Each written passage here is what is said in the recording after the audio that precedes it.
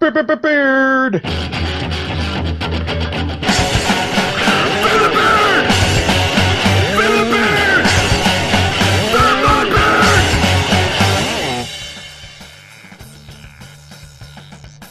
All right, ladies and gentlemen, this is Fans Talk Wrestling, a weekly conversation where fans talk the wrestling world in all of its laughable glory. This is episode 261. That's right, 261. Oh my God. And this week we take a look at the current title races in the WWE, what AJ Lee leaving the WWE means to us. Tears. And what, if anything, has entertained us about NXT and possibly TNA. My name is Joe, and with me tonight is Nick. Say hello, Nick. Hello, Nick. All right. Garvin may or may not be with us, as people in the live chat have heard. His coworker locked himself out of the office, and Garvin's the closest one, so he had to rush off. So, Fans Talk Wrestling is a podcast series that is brought to you exclusively by the paid members of the FTW community. Those of you who contributed, thank you very much. We're being able to pay some of these things we call bills. This is fantastic. Every little bit helps. So if you get the moment, check out patreon.com/FTW podcast, and hit us up. Give us a little love. Quick shout outs to Mark Jackson and Robert Carmichael, who joined us last week on the Call in WrestleMania post show that we did last week. Cause last week. Should we do those more often? Let us know. Should we schedule those for a weekend so more people can partake? Let us know if you'd be interested in joining and when you're available. Also, we want to thank you for commenting on YouTube, Facebook, and Twitter this week. Madison Chenoweth, Costa Manuel, DJ Clean Styles, B-Mags, a.k.a. Beanbags, and John Harris continue the conversation. Oh, okay, who needs a Tic Tac? All right, AJ Lee officially retired from in-ring activity this week. Is anyone shocked by the news? What's your favorite AJ moment? Is she Hall of Fame worthy? And do you think she's done with wrestling? Obviously, Nick, you're the only one here with me this week, so we'll start with you and we'll see what the live chat has to say. Alrighty then. I'm not necessarily shocked by the fact that she's leaving. Maybe the manner in which she's leaving. I wouldn't have expected her to retire. I probably would have expected something like asking for her release or even the WWE pulling a CM Punk and firing her. But yeah, I figured she wouldn't be around much longer after everything about Punk blew up.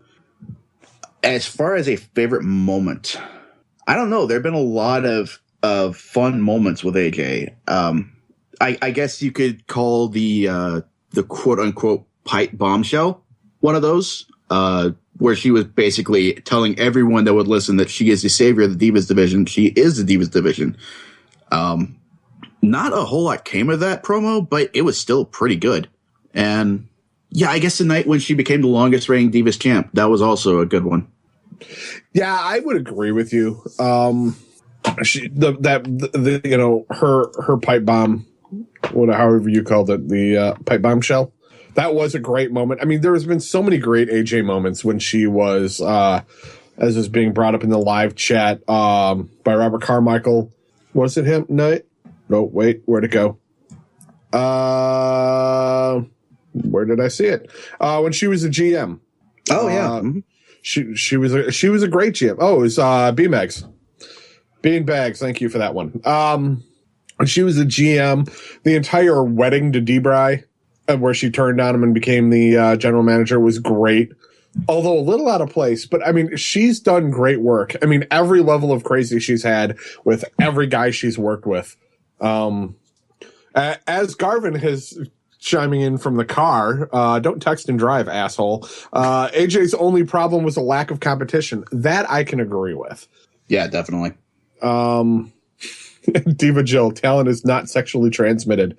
No, she had talent before banging CM Punk. Maybe it just got her a little enhancement. I loved when she dropped that line in the bill. That was just classic. Oh, just talent dripping down the leg. So, Nick, is she Hall of Fame worthy? Yeah, eventually I think that'll happen. Might not be for a while, but I don't know. Trish and Lita went in. AJ's easily as talented, and I think she's done at least as much in the Divas division as those two did. So eventually, yeah, I see her going in. I definitely think that that's a possibility. She's had way too much talent all around. She's made such an impact. And as we've said before, or at least I've said before, title reigns don't matter with the Hall of Fame. I mean, look at the Bushwhackers. Bushwhackers did very little in the WWE, but they were well known. Everyone knew who the Bushwhackers were. They knew the dance. They knew everything. They made such an impact on the fan base. They got into the Hall of Fame. Do they deserve it? The whole other question for other people to decide. Beanbag says she made Kane very entertaining, which is good. Ishmael says AJ Lee saved the Divas division. Diva Jill says she would like to see AJ in TNA or Lucha Underground. Each of their taping schedules give her plenty of time with her husband. Who the hell is her husband? I say that sarcastically. Robert agrees with Lucha Underground fit for AJ Lee. I could see it. I could see her in another company. I just don't think anytime soon. I think her just taking a step back and reevaluating, much like her husband did. I mean, obviously Phil Brooks decided to go into MMA. I don't want to see her go that way. I'd just like to see her enjoy life. And I think they're both been pretty smart with their money. So I think they can chill for a while.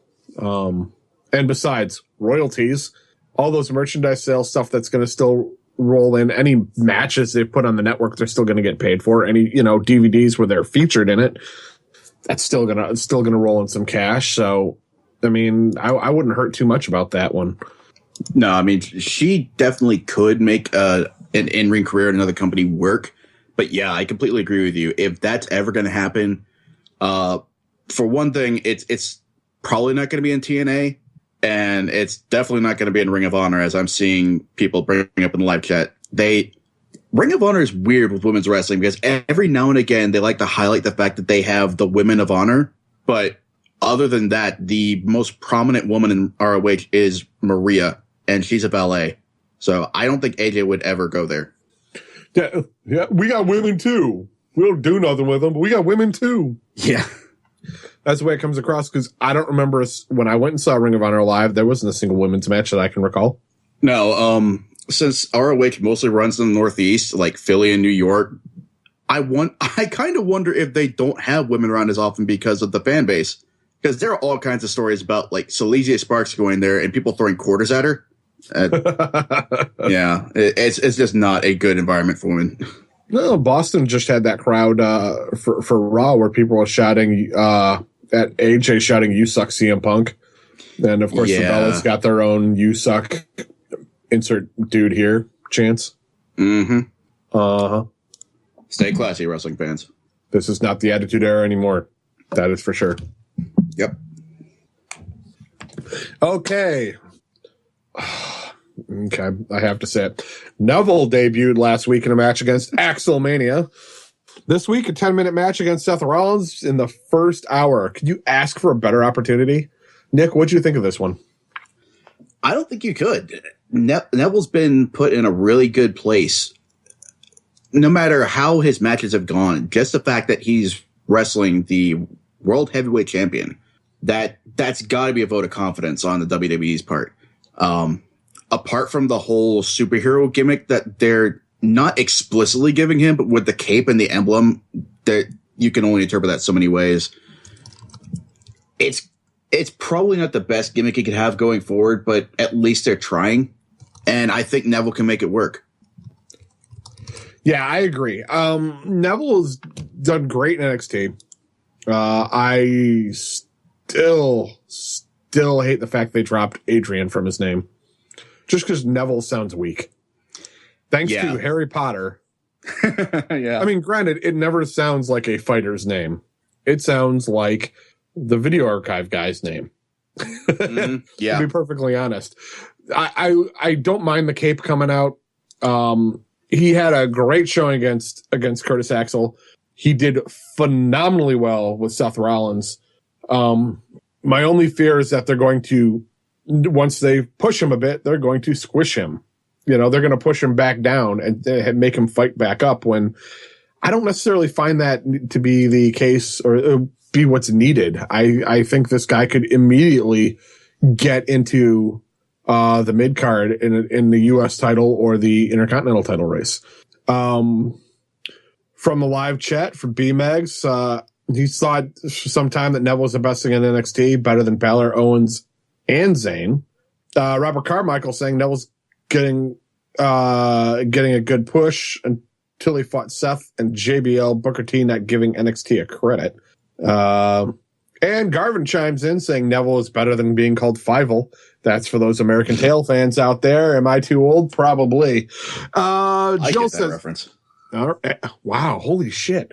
That's before 1990. That's amazing. Jill says nothing against Neville, but nobody can rock a cape like Austin Aries. That's true. That is true. That is true. But nobody rocks it better than Sugar Shane Helms. What's up with that? Yeah, but I think he's Seth Rollins, or not Seth Rollins, but Neville's getting a great opportunity here to really showcase what he can do. If for some reason him and Rollins get a program going, there's nothing but, I mean, sky's the limit. There is no ceiling on that. Mm-hmm. I would love to see the two of them in some kind, not necessarily a ladder match. I mean, I guess it would have to be, but just one where they can just go balls out crazy. Yeah, that would be pretty sweet. You mentioned earlier, though, about him eventually getting squished, just like is always a practice where they give you the world, they take it away, and they expect you to fight back against all odds to get it back. I'm afraid of what's going to happen when he starts facing off against guys that have no indie background. Guys like Big Show, Kane, Randy Orton, John Cena. It's Cena, I think he'll manage to make that a pretty good match. I think he'll be able to keep up, but I don't expect any of those guys to be able to work with Neville as well as a guy like Rollins or a guy like Daniel Bryan could. Just to clarify, you were meaning that Cena would keep up with Neville, not the other way around.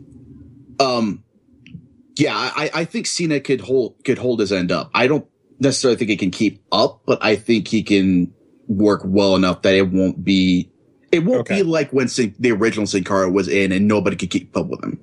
Right. I just wanted to clarify because I initially got mixed having you thinking you said that Neville had to keep up with Cena. And I'm like, whoa.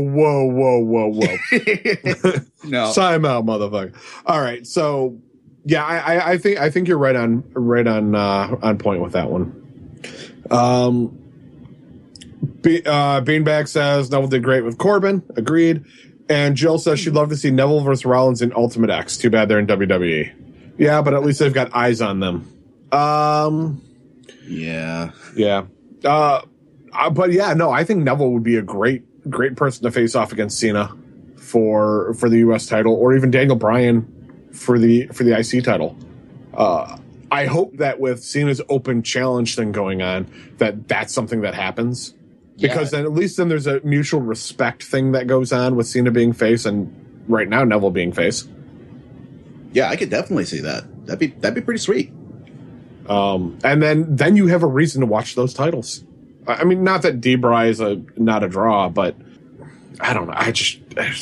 He's got so much more talent he could be using somewhere else where those titles with the right guy.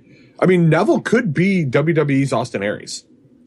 Ability-wise, definitely. Character-wise, I don't think Neville's got that in him. I think you have to look to Zayn. Not yet. Zayn, I don't know. I'm mixed on Zayn. We'll have to get into that at another point. Yeah. Moving on. The state of the Intercontinental Championship.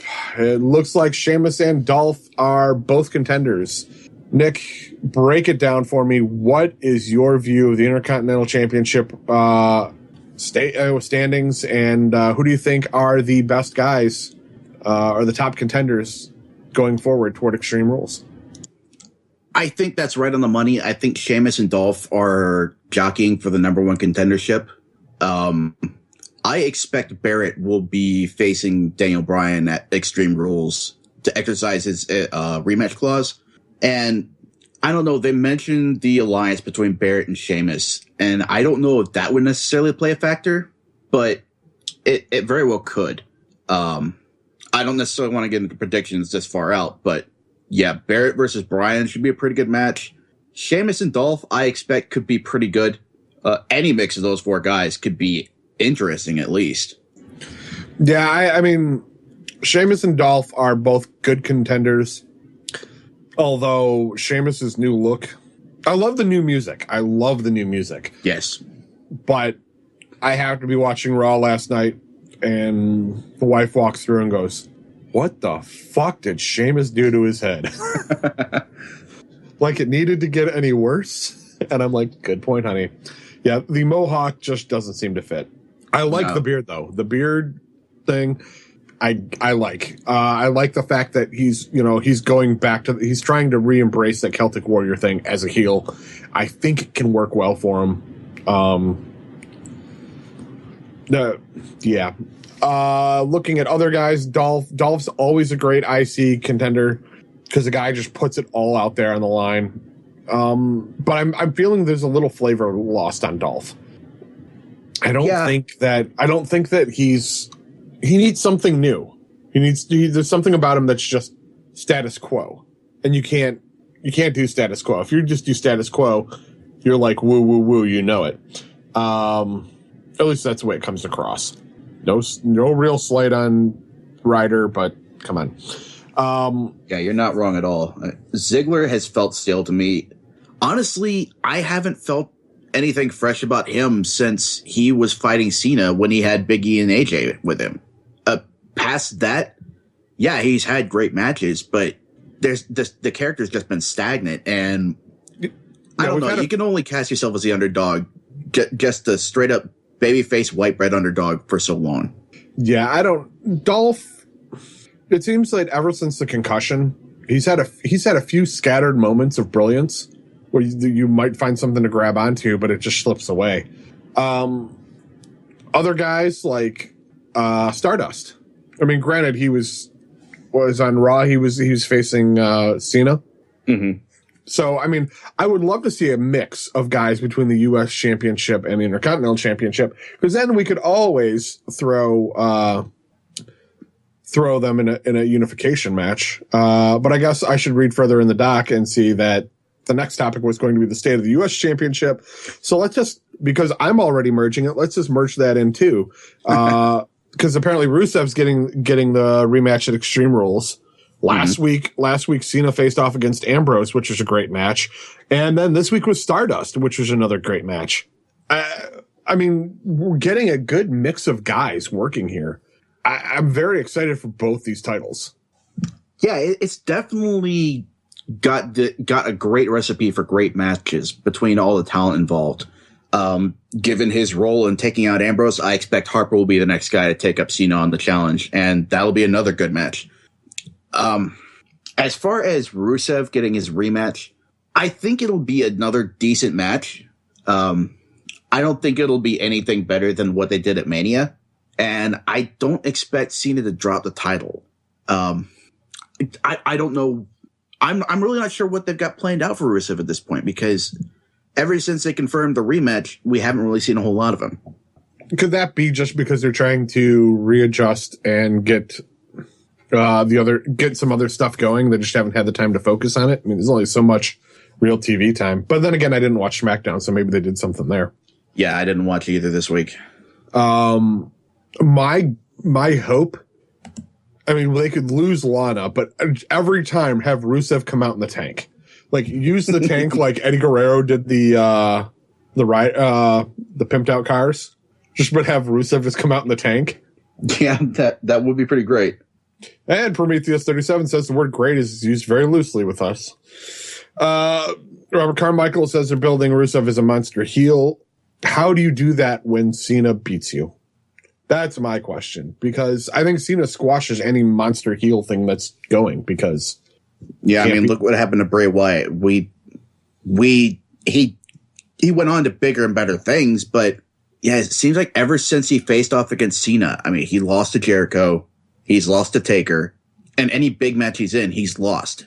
And it seems like that's been the case ever since he went up against Cena. And the same thing happened with Damian Sandow. His star was rising. He had a great feud going with Cody Rhodes of the Money in the Bank briefcase. He cashes in, goes up against Cena. Cena beats him.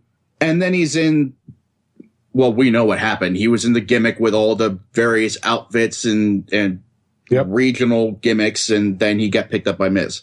It seems like unless you're on his level, as far as WWE will push you, you're not going to come out in one piece. Yeah. Did we actually say Rusev was squashed? Because that's what Ken in the live chat saying. I don't think we said he was squashed, but he's the glass ceiling. Rusev was definitely derailed. I don't think we ever used the word squash, but yeah, I mean, later on we'll go back to the tape. We'll get Garvin to go back to the tape and point it out. Because if we did, we're sorry. Yeah. Where'd it go? Robert Carmine. Oh no, B-Meg says it would be great if Wyatt was referring to Rusev on Raw. So this is another guy who could be great in the Intercontinental U.S. Championship feuds or the divisions. But I mean, he works great on his own, just being that creepy character picking a feud, which is all he's been doing, and it's worked well for the character. But after losing and saying he's the new face of evil, after losing to The Undertaker, I mean, it's almost like he didn't, like that never happened, and he's just doing the same thing again.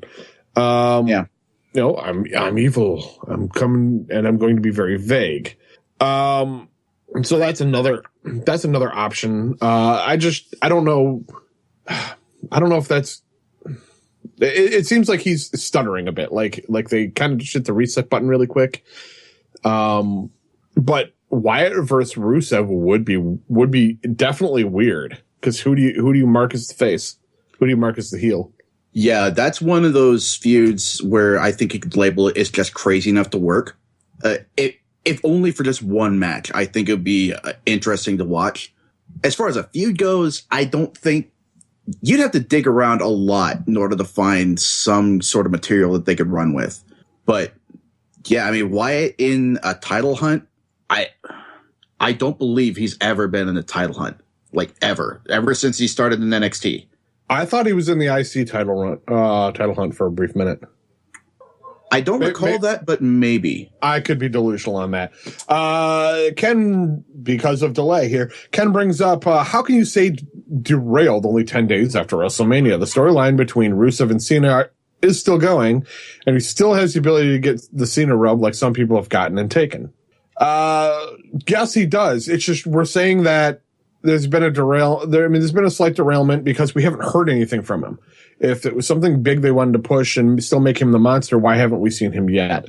We've been seeing him at least once every Raw and SmackDown building up to Mania, and now nothing. On the other side of the coin, like I said, I mean, it's a matter of TV time and time dedicated with the writers, and with the camera time, there's only so much, but sure. It definitely feels like he's licking his wounds and he's retreated off to a cave somewhere to do that. He may come roaring back and bigger and badder than ever, but I'd have to see that first. And he's got to refuel the tank. Yeah. I mean, because you got to drive that thing across the country. It takes a while too. So maybe he's got a location targeted, maybe next week's Raw, and he's just been driving there in the tank. And he gets there 3 days later and says, "Okay, I am here." What are you talking about? There's a concert here. There's a Led Zeppelin concert here. Damn it! Where did they go? Boston. Where did San Diego? Damn it! May I buy blue jean? Yeah. I don't even know Led Zeppelin tours anymore. I don't know. I don't think so. Because of the Page Plant feud. Anyway, Blue Cactur says he squashed Goldust on Raw last week, confronted Cena on SmackDown to invoke his rematch clause. Okay. Then, well, we kind of didn't watch SmackDown, like we already said. So I totally don't recall the Goldust squashing, but last week's Raw was a little fast forwardy for me. Yeah.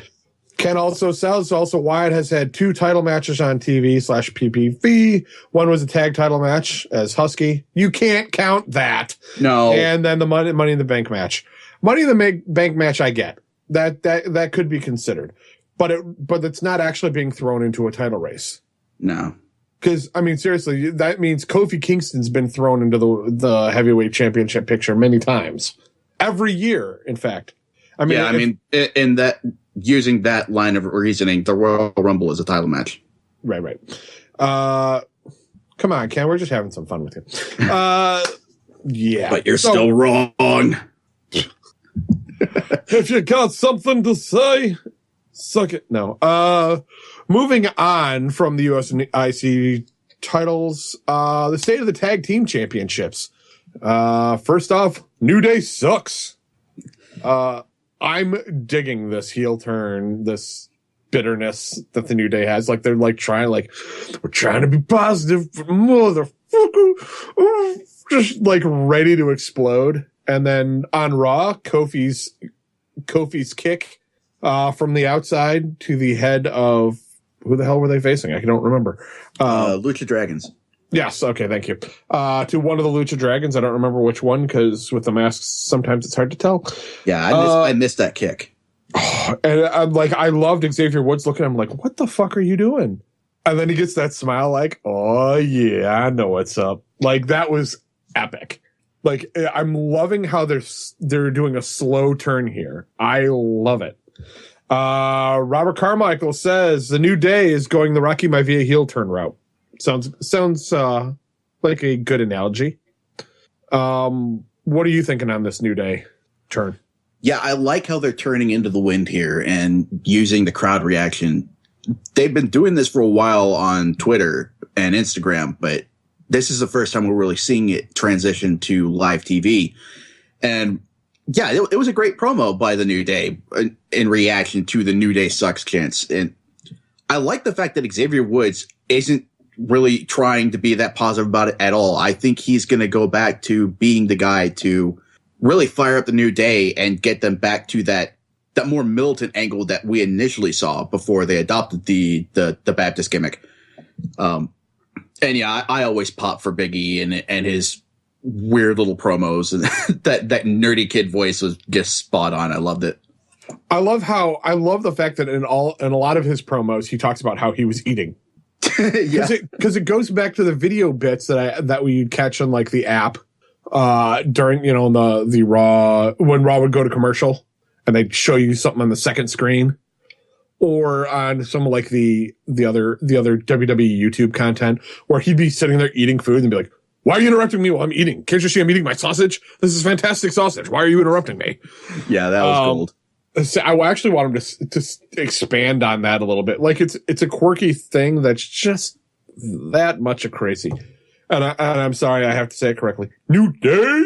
But, Yeah, you can't really run too far with the eating gimmick, though, because that's Ryback's thing. Right. Just that he's constantly eating, not that he's, like, being fed more. Yeah. You got to keep your protein up. Thoughts on the Lucha Dragons? Love it. I think the move up was long overdue. And, yeah, it's obvious that with Mysterio gone, they really wanted to have somebody that embodies that Lucha style. And Mysterio hasn't done that for a while, even when he was on TV. So Kalisto's filling a much needed role, and the crowd is just eating it up. And it's great to see a guy like that get his props. And to be fair to Sin Cara, new Sin Cara Hunico, he's doing a great job too. He's obviously not as into the lucha angle as much, but as long as he's still putting on good matches in the ring, I can live with that. Yeah, they've been working really well together. And they couldn't have come up at a better time. They are a spark in the tag team division that we've needed for so long. The closest we had to anything close to Lucha was Los Matadores, and when's the last time we actually saw them give a shit? Or be booked to be giving a shit, I should say. No, I mean, the person booked the best out of that team is El Torito. Oh, yeah. Because, well, gimmick. And that's because they're also trying to target the children. Mm-hmm. Yep. So, Beanbags is saying Sin Cara is so great, underappreciated. He is underappreciated. I think he's better than Mysterio was, as far as a consistency, at least in the latter part of Mysterio's run. Yeah. I think they're a great spark. Something I don't think we're going to see them get the title yet, but I think they're going to be a top contender for the tag team division going forward. I think as we move on to the next bit in the tag team division, the Primetime Players versus the Ascension. Yeah, that's just a weird feud to me. I would have figured that they'd want the Ascension to square off with the Dragons again to just reignite that NXT feud before they went on to anything else. See, I think they're holding that in their back pocket because they know that's going to work. That's possible. I definitely think it's going to happen before either team ever gets a serious one-on-one or team-on-team shot at the tag titles. I could see Ascension proving their worth, by beating, say, PTP and working their way for a tag team championship shot. Yeah, it's possible. It's actually kind of great not knowing which way they're going to jump with this, because this is the most active the tag team scene has been in a while. And since the birth of Team Hell No. Yeah. It's been pretty great to watch. And for the first time in a while, I think I'm more interested in the WWE tag team scene than the TNA tag team scene. Yeah, they're definitely with some of these younger teams are giving us something to watch. Even the return of the Primetime Players. I don't think those guys ever got their due. I think Abraham Washington really screwed them over. I think the sky was the limit for them as a tag team until that happened, and it just totally killed all the momentum for them. Yeah, between that and Darren Young's injury. Yeah, but that came after they. Yeah, Abraham Washington. Prometheus 37 saying Primetime Players are going to get the boost from the New Day. Okay. Robert Carmichael says the Primetime Players are going to finish off the Ascension, and Jill's waiting for when the New Day stops clapping and just snaps. Doesn't matter. Oh, all these. So we're talking about 4 tag teams here who all could have a legitimate shot. I think the guys on the bottom of this one are the Primetime Players, only because they've had shots before. All the other ones are up and coming in that instance. Yeah. New Day with the 3-man, Freebird type rule thing going on. I think it's got more potential.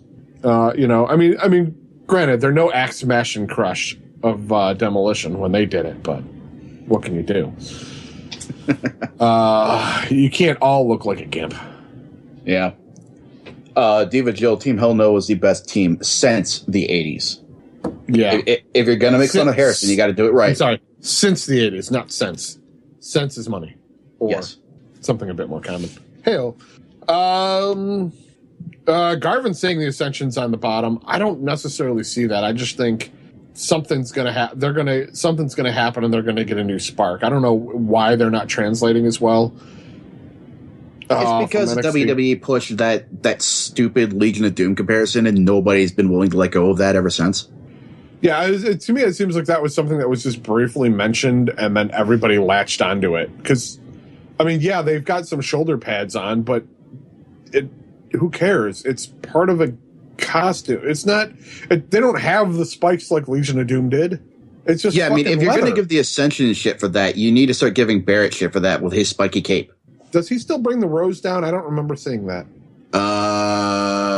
He did recently. I think it was for Mania, sometime around there. Okay. No. Okay. Yeah. So if you had to pick one of these teams, these 4 teams to win the tag team championships from Cesaro and Kidd, because they're still the champions, yes? Yes. And we haven't even mentioned them yet. So if you think, which of these 4 teams do you think is going to take the title from Kidd and Cesaro? Again, it's tough to call. I want to say the Lucha Dragons, but I don't see them. I still think they're going to have a program with the Ascension before they go after the titles. And I don't know. PTP is a team I see going after them next. But again, they've had their time in the sun, and I don't necessarily see them taking the belts off Team Uppercut. So, I don't know. Maybe... Every time you say uppercat, I think you're saying ipecac. So I'm like, why are we going to vomit? Team Uppercut vomits and New Day sucks it all up and turns into something positive. I think... That hurt. I was drinking, asshole.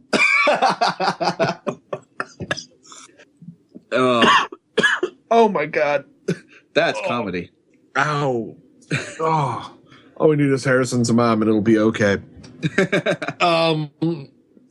Live chat saying Ishmael Carmichael saying New Day. Robert Carmichael saying Lucha Dragons and PTP. Later on, the New Day. Jill says the New Day.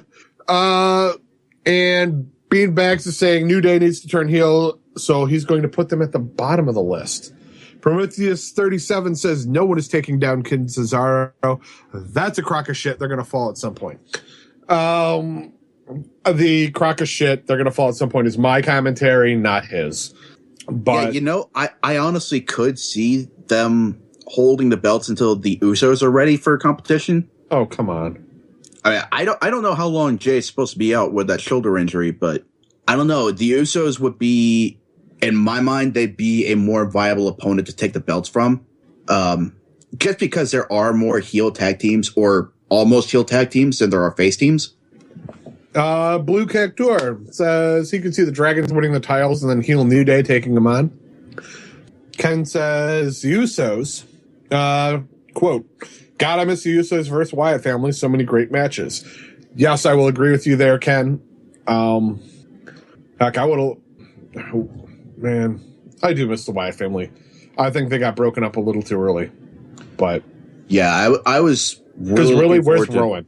Yeah, that's the biggest crime, I think, because at least Harper's had shots at titles. Rowan, he just got buried by Big Show when they went their separate way. And given the skill that I saw from Rowan after the Wyatt family broke up, that's a criminal use of talent. That's just negligent. Okay. B-Mags also chimes in saying, I don't think the Usos need the titles. They're over without it. I agree. Jill says Rowan is a staple on her WWE Supercard team. That's where he is. Okay. Fair enough. Moving on. Man, we are way over time on some of this. So let's try and get through this a little bit. State of the WWE Championship. Orton gets a match at Extreme Rules. Ryback in the main event. Big Show, Kane, and Harper being beat. And what about Reigns? So, Nick, level with me. What's your take on the state of the WWE Championship? It's not exactly my favorite layout right now. The less we see of Orton in that picture, the better, as far as I'm concerned. But at least there'll be a decent feud going into Extreme Rules. I hope that spells the end of it there. As far as Ryback goes, it could be interesting. He's had a lot of time to learn, to shape up since the debacle that was his matches with Punk. So yeah, I think I'd be interested in seeing Ryback versus Rollins for the title. It maybe just for one match and to see how that goes. But I would certainly be interested. Reigns, I can see them holding off that eventual match till SummerSlam. Okay. I don't know. I like the state of the division right now. I'm not so much with the Orton, as you've said. Ryback in the main event is an interesting thing. A part of me is I'd be a little afraid to pull the trigger on that one, just given the past and how he'd been used previously. It's kind of hard to fit him back in there after he just kept losing every time he got into a championship match. Back in the Punk era. Beating Big Show, Orton being there, Ryback, then beating Big Show, Kane, and Harper. I don't find that to be a problem. I actually liked Kane's interaction. I like Kane getting a little more of that ability back for doing whatever. I mean, taking on his role as Corporate Kane. That was good to see. He's always a great worker. Big Show, that spear was terrible. That was a terrible spear. You can't, but Big Show doesn't help the situation. Oh no, Big Show spear was terrible. He can't do a spear. Right. He's too big. Yeah. That's like trying to get Great Khali to do a Hurricanrana. It's just not going to happen. No. Although it might look a little bit like Neville's Was it was it Neville or was it one of the Lucha Dragons where they do it where the guy's on his knees? Think you're thinking of Kalisto. Yeah, I'm thinking of Kalisto. I thought Neville ripped that off on Raw. Maybe I'm wrong. No, he did it too. Right. Yeah. B-Max is also bringing up Mark Henry being super over recently. They were in Texas. Yeah. And really, everyone on the podcast has loved Mark Henry. It's just he gets injuries at the wrong time. Yeah. It's hard to put stock in Mark Henry when he gets that run all the way up until right before and oops. But I like the fact that we've got Rollins there. Lesnar's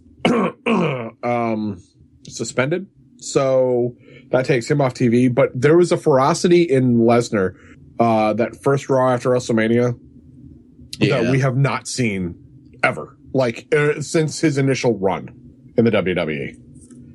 There was a beauty in it, like then he was finally freaking hungry. Why will he not sign a contract in which he will be on a lot more much more consistently? Because that hunger is what I would love to see out of Brock Lesnar again in the WWE. That's how he makes himself truly valuable.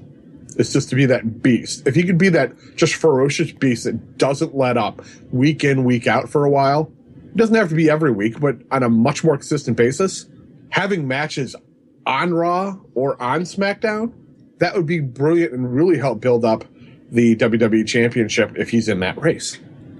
Yeah, absolutely. I definitely liked his just the pure anger that was on his face. That was great.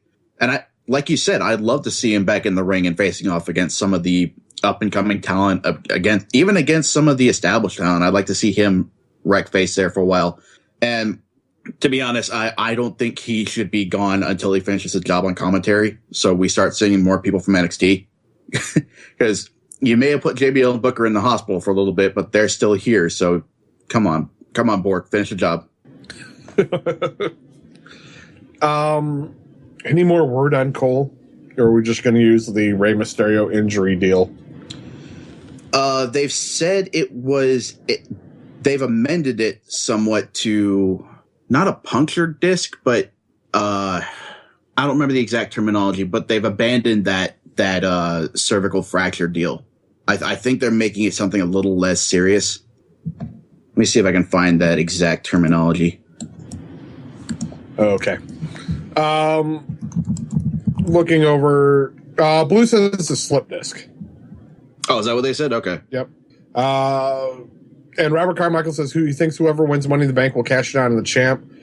These names sound good, but I'm eyeing at a guy who hold Money in the Bank. Garvin's chiming in saying it's a bulging disc. That's the word I heard, yes. Like the bulge in my pants, yo. I don't know. I think we've got some interesting things. I'm not ready to discount Reigns yet. I think the way they did things with WrestleMania still kept Reigns kept him looking strong. It's just things got screwed up, and he happened to be the guy to take the pin. Things got chaotic, I should say, not screwed up. Mm-hmm. I think it still makes for interesting. We've got a lot of possible interesting stories to come out of WrestleMania, and we're just wrapping up the Orton bit of it at Extreme Rules. Because you kind of need it. You kind of need to do that one. It has to be at a pay-per-view. Why put it off? Let's get it out of the way. I mean, you could even have Reigns interfere, or maybe Lesnar comes out of the crowd and interferes. It doesn't have to be clean, but it's enough that he got the match, he lost. If they have him lose, that way Rollins can still continue and get on with the other stories. Mm-hmm. So we look forward to Extreme Rules Sunday on April 26, 2015. And if you are not a WWE Network subscriber, guess what? If you sign up fresh, it's another free month if you're a new subscriber. Are they just going to do this every other month?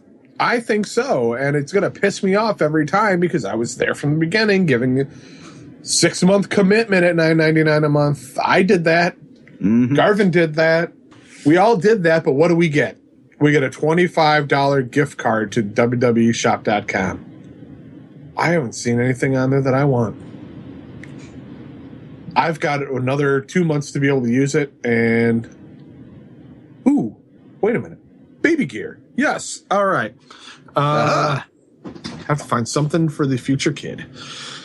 But yeah, possible. The only official matches we have for Extreme Rules is John Cena versus Rusev for the U.S. Championship. Yep. Let's hope for the tank again. And Rollins versus Orton for the WWE Championship. Other possible matches: Cesaro and Kidd versus who the hell knows for the tag team championships. Nikki Bella versus who knows for the Divas Championship. Daniel Bryan versus who knows for the Intercontinental Championship. Roman Reigns versus Big Show is a possibility. Miz versus Mizdow. I would love to see that one go where, like, they wager the beard, like Mizdow's beard. But if Mizdow wins, Miz gets a beard glued on his face. I'd be okay with that. That would shave be his head and use his head hair for the beard. I do not want to see Miz bald. Yeah, now that you mention it, yeah. I mean, the only person it truly worked for was Angle losing his hair. And we all thought that was going to be like, oh, man, he's going to have a lumpy head, but no. So there you go. That's possibilities for Extreme Rules. We will definitely get more into it in a future show. Okay, so just as a reminder, if you're looking for some ways to support this podcast, we've got two things we're asking for you: to spread the word and to join the FTW community. Pledge a few dollars our way with Patreon. You can pledge a few dollars once a month to help us fund the show, as well as get early access to all of what we do, plus some bonus content. Quick shout out to the new member of the FTW community, Stephen Travis. We also want to thank everyone who's contributed to the community. We've caught up with our SoundCloud hosting package. Our next milestone is pretty hefty as we're trying to reach $150 a month collectively. We want to make sure we can get a lot of our other web stuff taken care of, and maybe get some better gear so we sound better, and find a way to get this event fixed without having to disconnect the air coming into my office. So there you go with that. But yeah, we want to make sure that Fans Talk NXT will become a month. Our next milestone is once again 150. And Fans Talk NXT will be becoming a monthly feature, and the possibility of doing a mid-year drunk show with Kevin. I know it already sounds like I'm drunk. You guys love Kevin. We love Kevin. His kid is awesome, but let's get him out of retirement and get him drunk. I mean, you know what it sounds like. We know what it sounds like.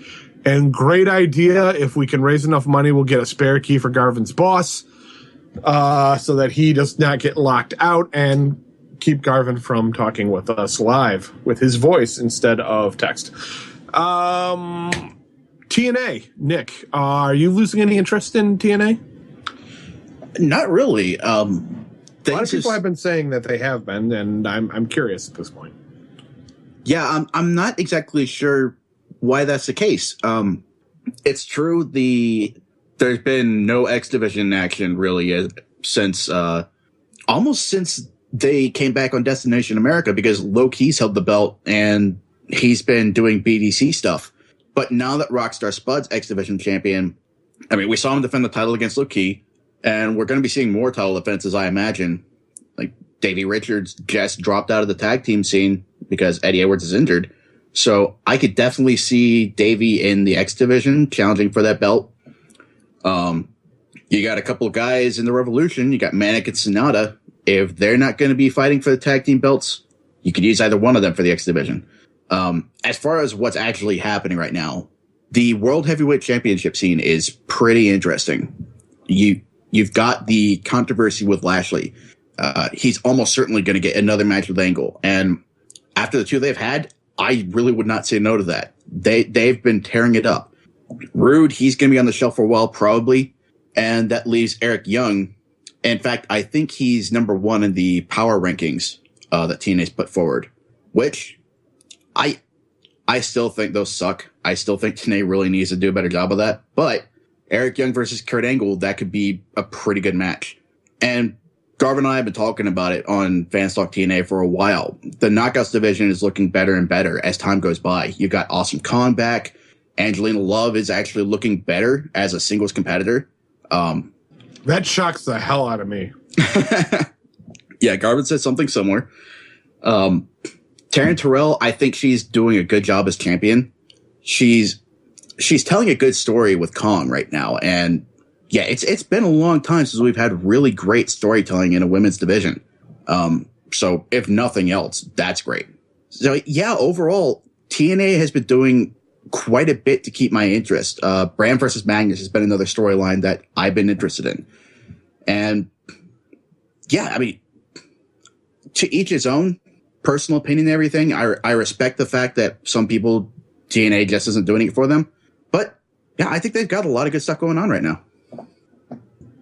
Okay, Nick, you mentioned that you mentioned the Wolves dropping the tag team titles due to Eddie Edwards being injured. So the question is, do you put the tag team titles in a feud between the Hardys, the Bromance, and the Revolution? Or do you push the titles to the side for now and put much more focus on the X Division and the Knockouts? It's really an attractive option to kind of shunt those to the side and focus on the X Division. I don't necessarily think you could focus more on the Knockouts right now because you've already got a pretty decent spotlight shown on them. But yeah, if you have to sacrifice tag team action for something, bringing back the X Division, bringing it back to the forefront would be a great move. Especially since we don't really have that many bodies making up tag teams right now. But like you said, there's the Hardys, the Bromance, and Revolution. Magnus constitutes a fourth since he does have that Feast or Fired briefcase. But who he would team with is the big question.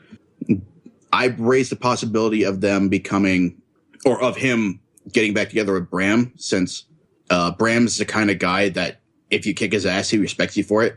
So I don't know, maybe that can make them bros again. But yeah, it's definitely pretty threadbare in the tag team scene right now. So I would focus more on the X Division.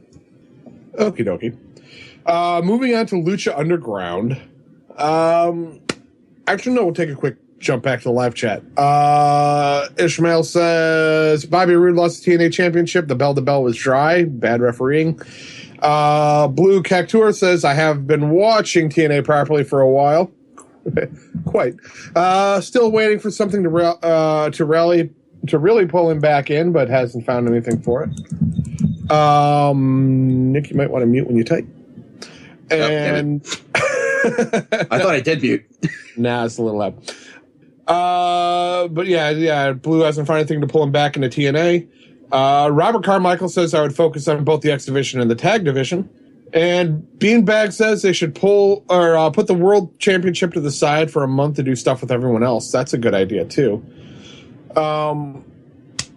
Yeah, so anyway, jumping over to Lucha Underground. This week, Lucha Underground announced the debut of what they call the Trios Championships. Basically a title that will only be defended in 6-man tag team matches.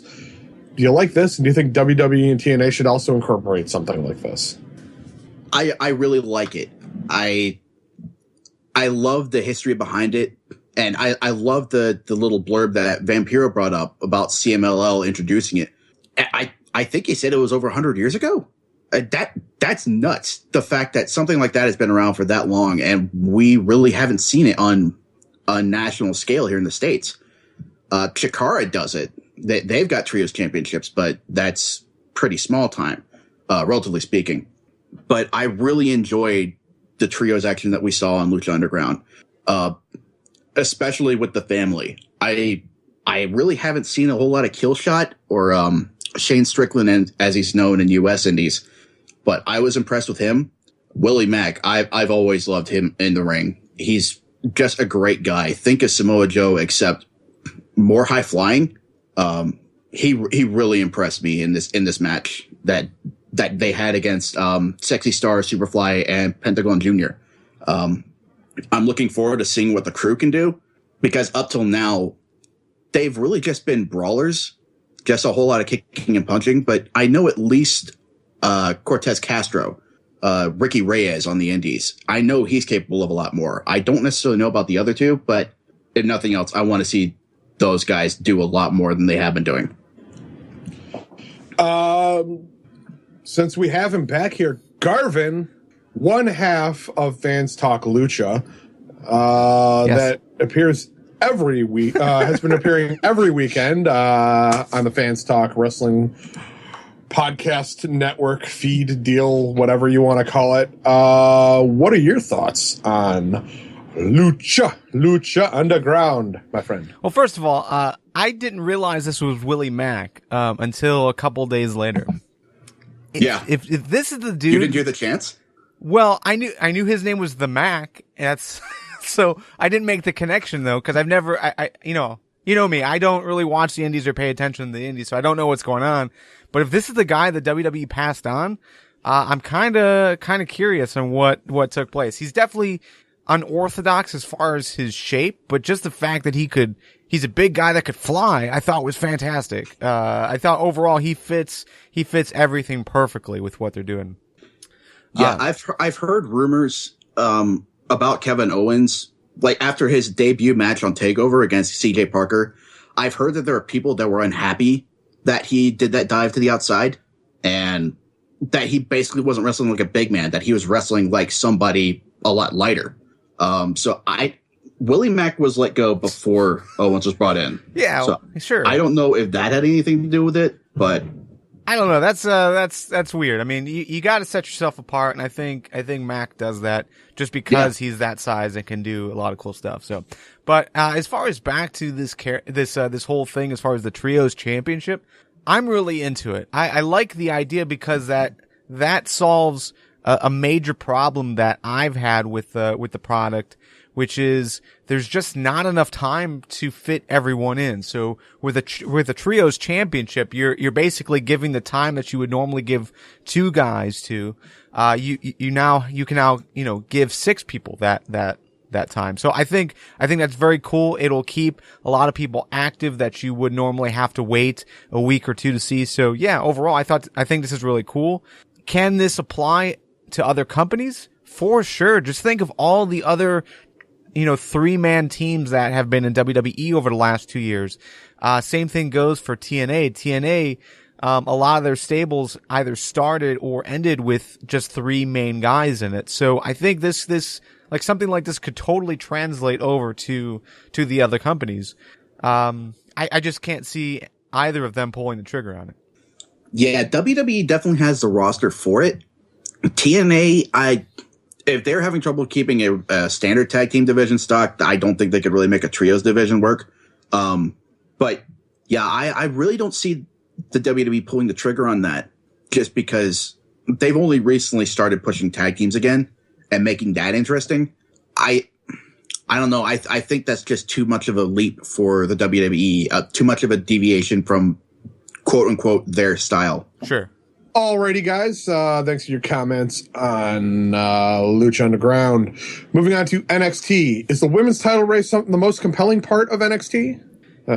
Gentlemen? Yeah, real quick. Nick, you made a comment when you were talking about, the whole Knockouts title race about, how no other company is pushing a really compelling, women's championship title race. And I think NXT is a perfect example of another company doing that. To me, this story is the most compelling thing that's happening right now. While I do enjoy Kevin Owens and I think his, what he's been doing with everyone other than Sami Zayn has been fine. I'm more interested in what he does with Sami Zayn. I'm ready for that to continue. Everything else is kind of subpar to me in that respect. But that specific title race with, Sasha Banks basically getting the challenge from Alexa Bliss, which I don't think any of us ever really expected Alexa Bliss to finally get pushed into that, at least this quickly, into that capacity, to see how Becky Lynch is transforming from this really mediocre talent to a quality wrestler that could actually compete at that level. And then the storyline side of things between her and Sasha Banks. I think all of this working together, plus add, Emma and Bayley and their backstage segments and what's been going on between them. I think there's a lot of cool stuff happening right now with the NXT women.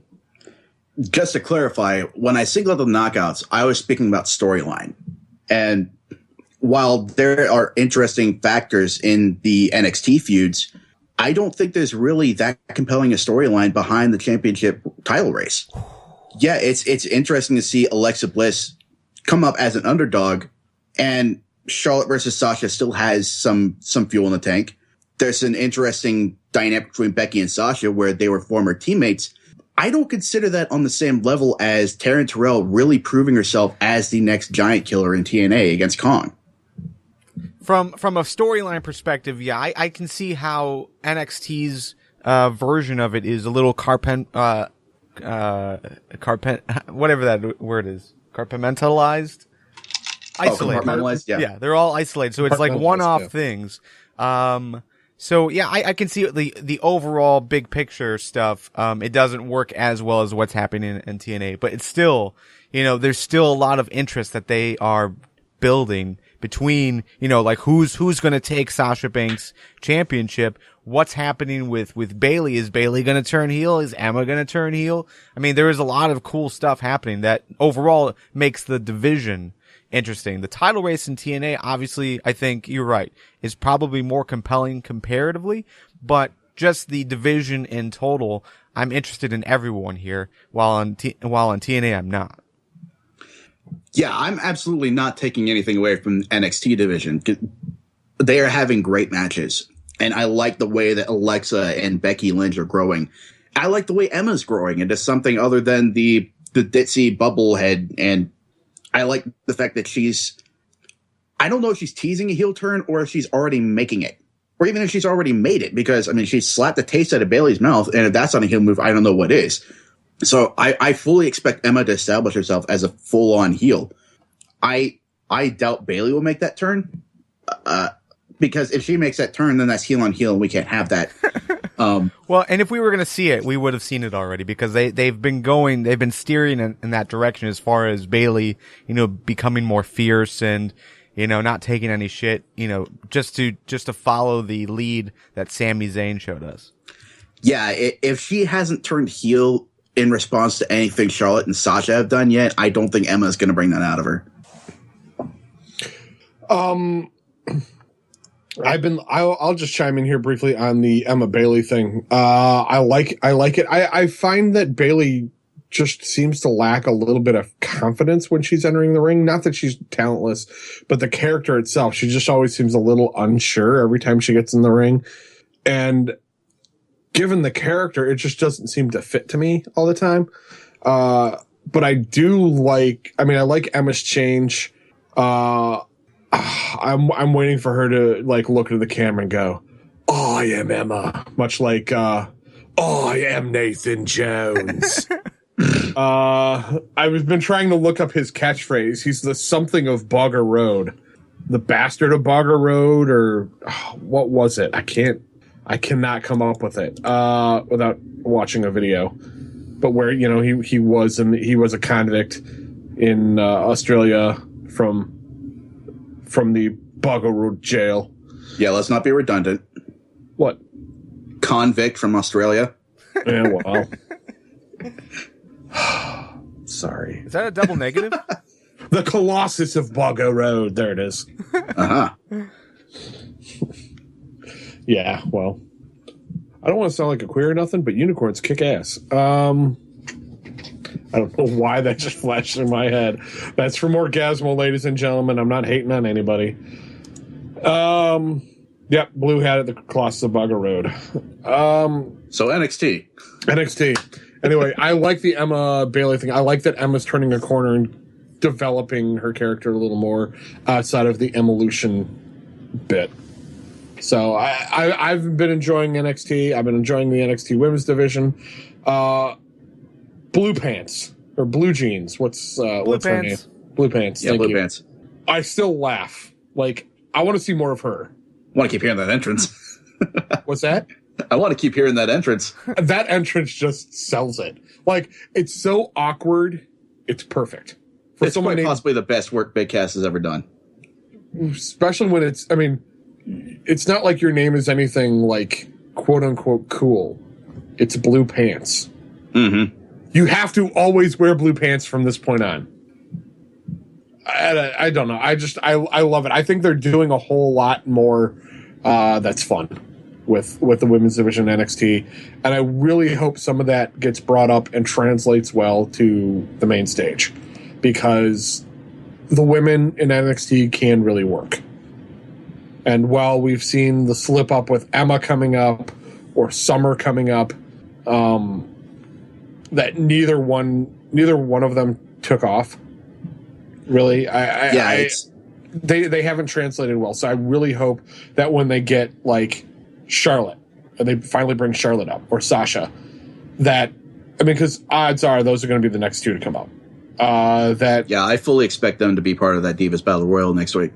I fully expect that the Bellas step it up to Sasha and Charlotte's skill level.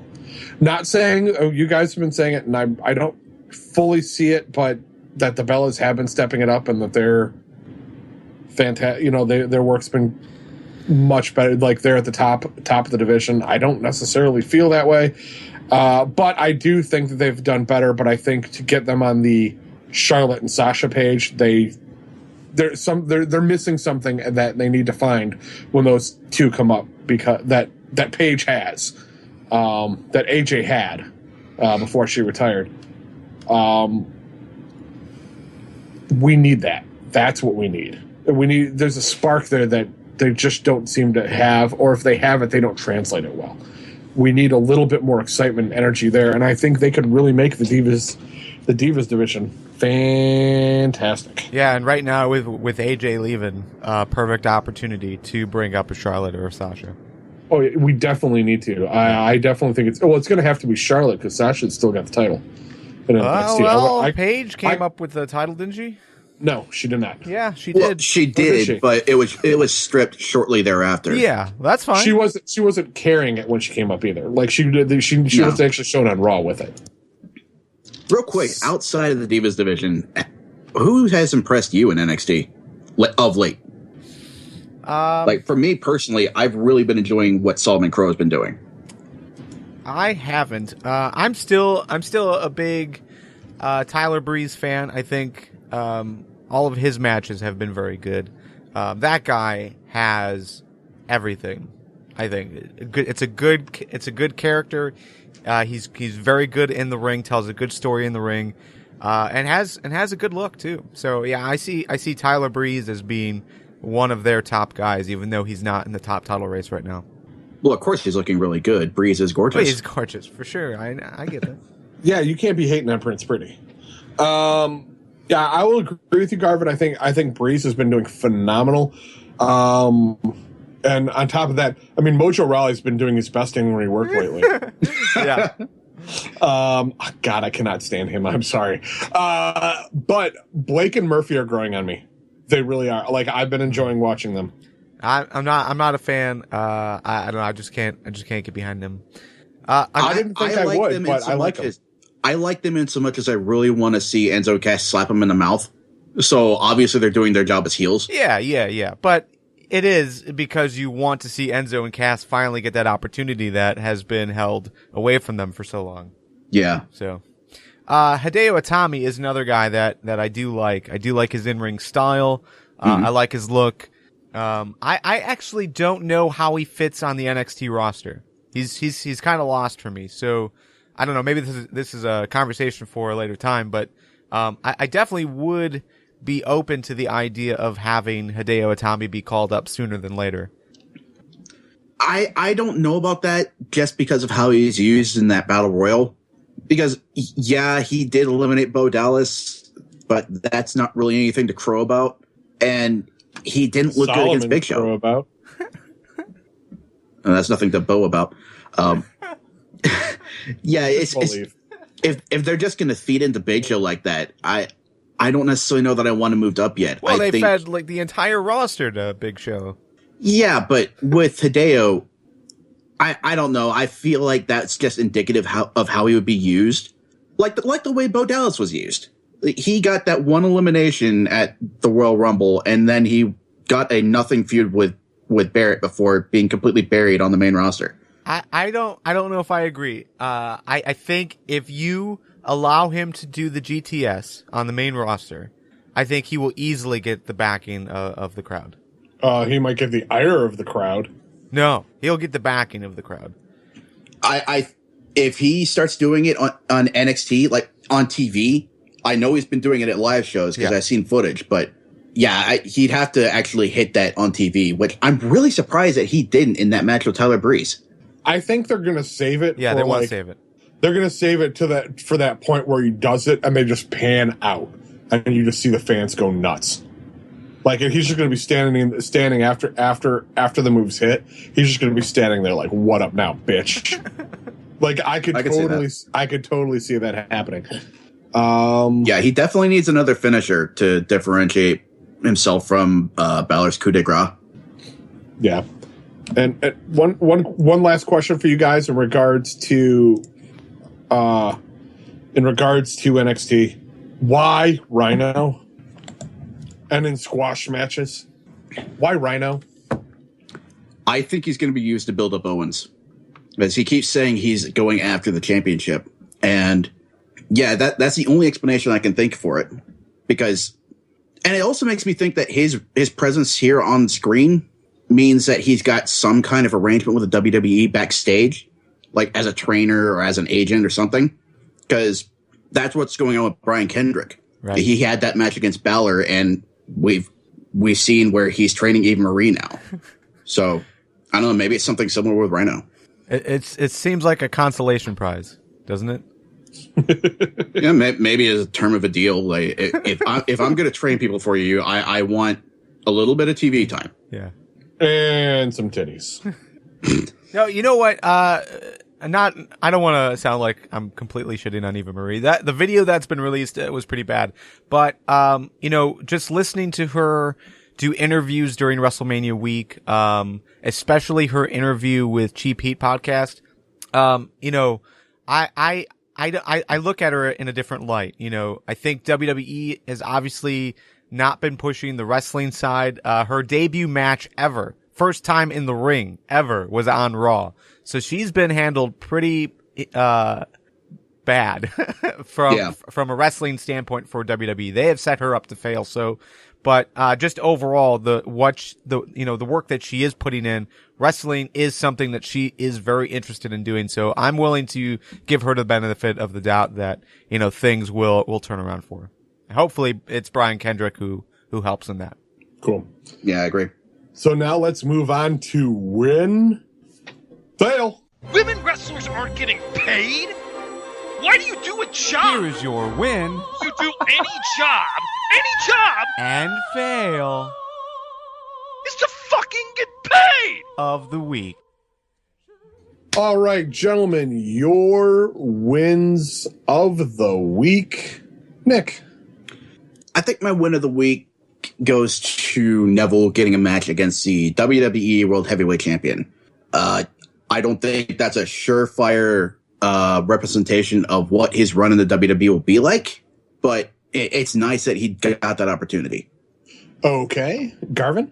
Yeah, I'm going to echo that. That was definitely my win of the week as well. I hear quite a few other podcasts and internet goers just not happy with the overall quality, not happy with how commentary went for that match, but we got Neville versus Rollins. Like, that is awesome in itself, especially considering this is Neville's second match on the main card as a main roster member. So I'm totally happy for it, and I'm glad that he got that spotlight. For me, the win of the week is going to be the Lucha Dragons New Day match. I'm sorry, Lucha Dragons and New Day match. Sucks. Thank you. Anyway, those guys did some great work. Love the entire interaction. I love the Lucha Dragons getting on the main stage. I love what they're doing with the New Day. So fantastic. From the live chat, wins are from Robert Carmichael, Rhino helping the young talent. Blue Cactuar, my win of the week is the impending heel turn from the New Day. Ishmael Carmichael, Brock Lesnar music video called Suplex City. Robert Carmichael. Okay, so maybe that wasn't Robert Carmichael's win. Wins TNA, ROH, NXT, Lucha Underground. The Kingdom wins IWGP Tag Team title. Brock Lesnar, Suplex City, Rack City cover. And the War Machines return to ROH. Diva Jill also says Lucha Underground is her win. Dario Cueto is the best boss. Agreed. 20 pounds of gold, man. And It's easily 50 now. That thing is massive. Yeah, it is pretty big now. yeah, so we're going to move on to fails. Garvin, what's your fail of the week? Okay. I'm going to do a compliment sandwich here. So obviously I had my win. So my fail is going to go to, my boss who locked himself out of the office. He had to hack into, our, the people that were on the first floor, cause we're on the third floor. So he had to hack into a computer system that was on the first floor to send messages out because he didn't have his cell phone. He didn't have his keys. So that's why I was gone the first majority of the show. But win goes to the Mixlr live stream app. Great quality as far as audio goes. The chat could do some, use some work. But overall, I was able to stick with the conversation, which was very cool. Thanks, Mixlr. Just to clarify, the first majority of the show you were gone. What about the second majority of the show? Fail of the week. Nick, what's your fail of the week? I will echo Garvin's fail for his jabroni boss, but also fail for primetime players not having that video package sooner. Darren Young has been back, and they teased the return of the primetime players, but they waited that long to have something that awesome. That was one of the better video packages I've seen in a long time, where they just rip on the Ascension and the New Day, and it was absolutely hilarious. Please, more of that, please. Fails from the live chat. The El Patron Johnny Mundo backstage segment, and Mundo calling himself the face of Lucha Underground. That's from Beanbags. Maybe that's a win because he says win afterwards. I don't know. I asked for fails. That's what he did. Oh, there he goes. Oh, no. Just to clarify. Beanbag says Brian fucking Saxton. Quote. Jill says the derailment of Rusev. Well, it's hard to stay on the tracks when you're driving a tank. Ishmael Carmichael says TNA's bell to bell, AJ's retirement, and Sheamus's new look. Robert Carmichael says the Jericho podcast interview with Cena, not giving hard-hitting questions like Austin. That's why he's there. JBL and Booker T downgrade to NXT. Blue says his fail goes to the fact that anyone thought Neville was buried on Raw because he lost to Rollins. I don't think anybody really did. But not here, but it would not surprise me to see that opinion elsewhere on the internet. Yeah, other podcasts were very angry. The treatment of Neville. I don't. And they're being dumb. I don't get it. New guy faces the champion. Kind of hard not to try to make the champion look strong. Yeah, they did everything they could in that match to make sure Neville looked strong, but just didn't eke it out. Both look strong, and I'm just happy that we got to see it. Yeah. Yeah. My fail of the week is going to go to Garvin's wife. The latest Fans Talk Lucha, he says, I'd like to introduce my wife. And she says, hello. Yeah. Not hola. Hola. Lucha Underground, Latino. She's not the greatest podcaster. She's a phenomenal podcaster. She really does make that show. And she's been one of my best friends for years, but, I have to rag on her this week for that. So yeah. Honorary win to Diva Jill saying if Dario Cueto was Garvin's boss, that never would have happened because he keeps his key around his neck. Right. I'll have to tell him that. Dude, you gotta, oh, you can't do it before you get in. I was like, go to a store and get some length of chain that he can wear around his neck and then put one little key at the end of it. Alrighty, guys. Final thoughts before we go ahead and close up the free portion of tonight's conversation. Is there anything else you want to say before we jump into our circle of trust and make like circus seals? Just if you've got a couple bucks in your pocket, please do pledge a little bit on Patreon, because I'm really excited about the prospect of doing Fans Talk NXT, because there's always something great going on with that show, and I mean, we try to get to it every week here on the main show, but sometimes it just doesn't happen. So having its own dedicated show would be excellent. Garv? Yeah, so this week has been kind of crazy, really. The last couple of weeks. The gist is you don't know how long you have in life. Things can just kind of happen. So we lost a family member, an uncle, to cancer this week. Actually, yesterday morning. So yeah, it's just a matter of you don't know how long you have. Make the best of it. Let everyone know that you appreciate them. Definitely. Also, on the same wavelength, there was a podcast that I used to listen to before I changed phones. I brought over the podcast to my podcatcher, but I never saw new episodes. I thought maybe they were taking a break. I ended up doing some research, and that was the Sharpshooter podcast, which was partnered with the John Report, John Canton, and his whole team, and Thomas Briggs, one of the hosts, actually died in a car accident in early March. So that was the end of the podcast. I obviously did not see it until today, or not today, but yesterday, I think. So yeah, just a reminder: tell people that you appreciate how much they mean to you. Word. Guys, I appreciate you guys. Just letting you know, not to be like the guy to jump right onto it, but that's okay. Renee beat you. She had in the live chat, bitch. And with that, we're gonna say goodbye.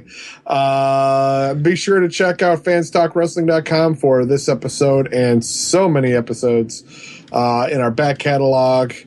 I'm just kidding, Renee. I appreciate you. I was just being funny. You probably didn't think so, but hey, I'm on the show and that's what's going on. Check out fanstalkwrestling.com. Please rate us, review us any place you can. iTunes, Stitcher, Podbean, Mixler if you can. Obviously, you guys don't give a shit about how we rate on Mixler because we only had 7 hearts this week. And through most of the show, there was only 2, one of which I was the second heart because I was too busy doing the show. I was a heart too because I always forget how to use the chat on my phone. So, yeah, now the hearts start coming in. Yeah. Son, I am disappointed. Okay. Yeah, but be sure to just rate us. That's how we get people to see the show. Make sure if you listen to Fans Talk Lucha, Fans Talk TNA, those have their own feeds now too. So be sure to give a review there as well. Love us. Give us a 5-star review if you think we deserve it. If you don't, give us a 5-star review and tell us we suck. Don't use this episode as a gauge. Unless you love it. And Blue asks, so Garvin's was an accidental heart? Yeah. For Garvin, Nick, and myself, we'll see you next Tuesday. Peace in the Middle East.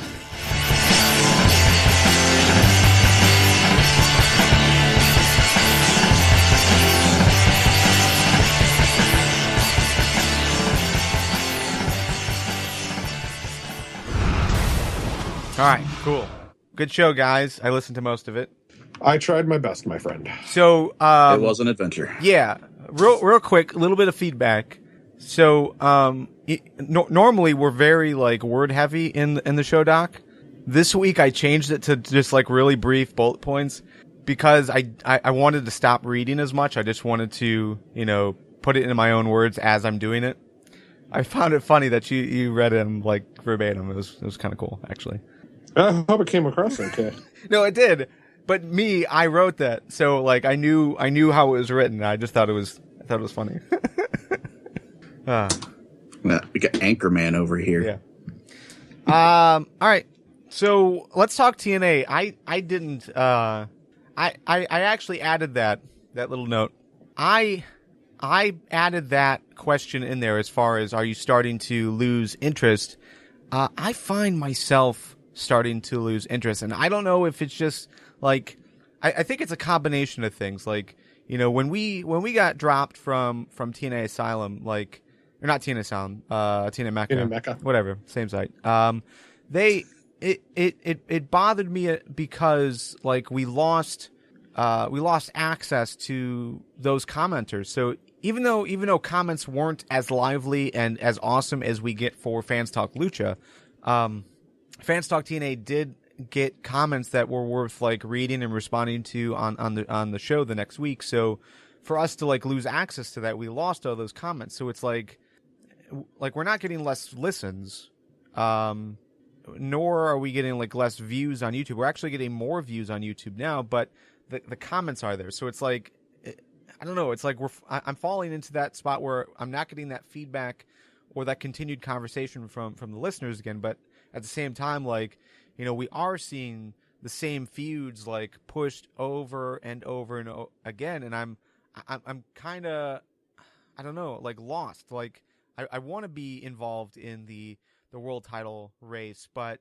you know, as long as like the major parts are Lashley and Angle, and we're seeing like these additional things on the outside, like EY versus Rude.